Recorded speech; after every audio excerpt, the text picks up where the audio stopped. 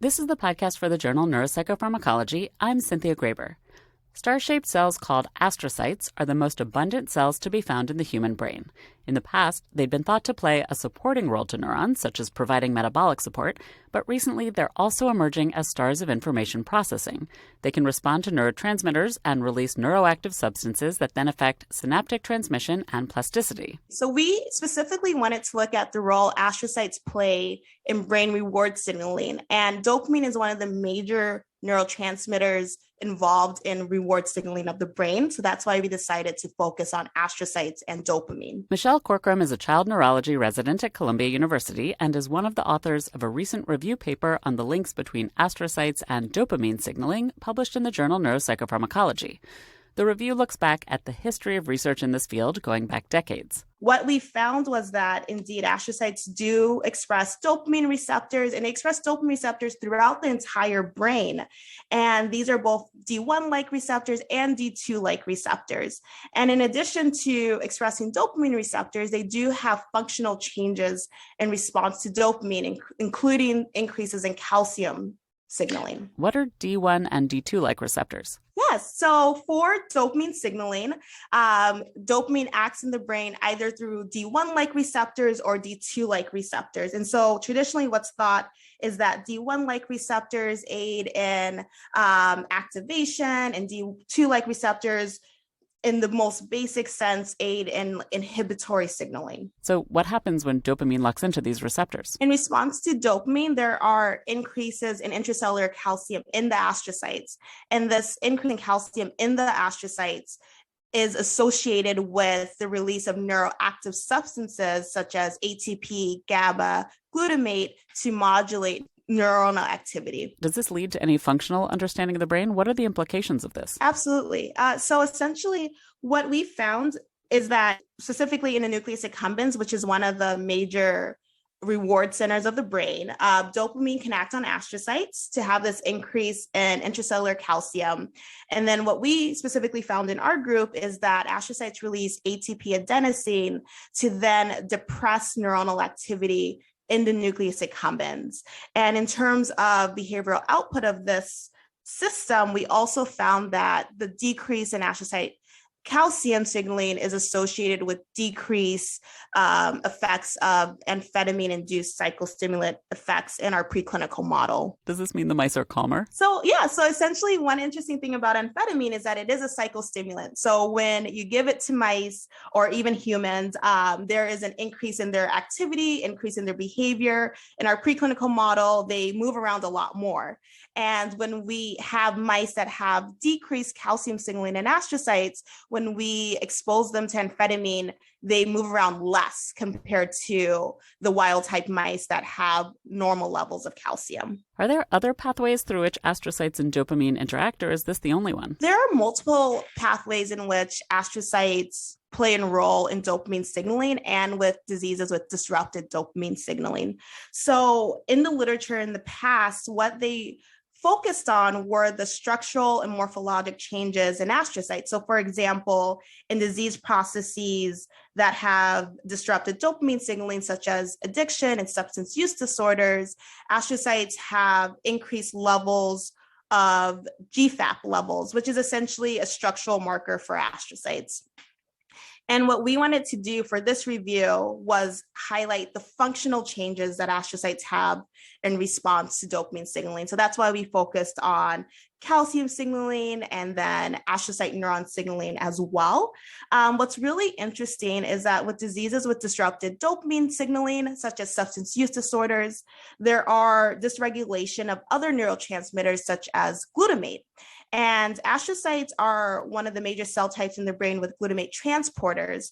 And there's this hypothesis that if you are able to normalize glutamate homeostasis, then you can aid in treating drug substance use disorders as well. So astrocytes are implicated in helping with glutamate homeostasis as well. And what's also really interesting is that with diseases with disrupted dopamine signaling, such as substance use disorders, what researchers have found is that if you activate astrocytes, if you induce calcium signaling in astrocytes or in other ways activate astrocytes, you can decrease drug-seeking behavior. And this has been found in multiple disease processes with substance uses such as cocaine, ethanol, and amphetamine. And what does this say to you? Are there implications for clinical practice or for therapeutics? Are there ways you could imagine to activate astrocytes whose activity has been maybe depressed in some way? Yes, thank you for asking this question. I'm so excited about the idea of using non-invasive neuromodulation to regulate circuits and cell types that are disrupted in disease processes. And so one idea is that we can use non-invasive neuromodulation to specifically target astrocytes or circuits that are associated with disrupted signaling. And there are papers that have looked in preclinical models using transcranial direct current stimulation. And what they found was that when they use that stimulation, astrocytes are specifically activated. They see increases in calcium in astrocytes. And in their preclinical model, they saw decreased depressive symptoms.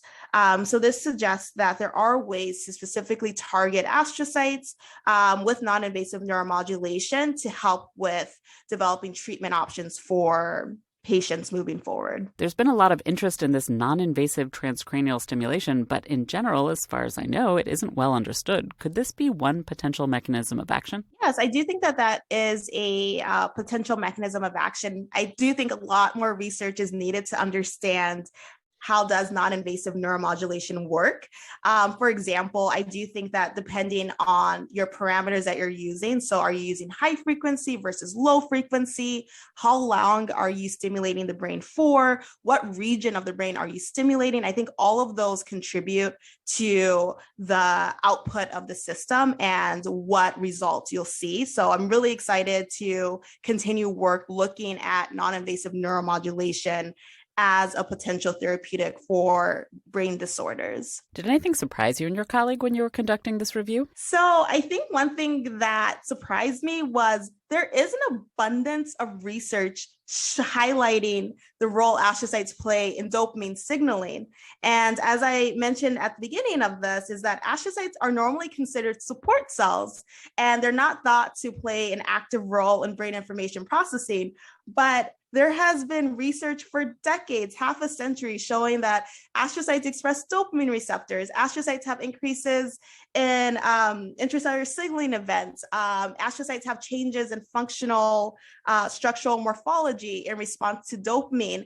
And so one of my hopes for this review also is to encourage the neuroscience community and the scientific community in general to consciously think about astrocytes when they're conducting research, because they do play a role in brain information processing. It sounds like you have specific lines that you're particularly excited about doing yourself, but after doing the survey, where do you think research in general needs to go next? Absolutely. So a lot of the research that I highlighted in the review was done in culture and then also in preclinical models with acute brain slices. And there were a few papers that also did in vivo work.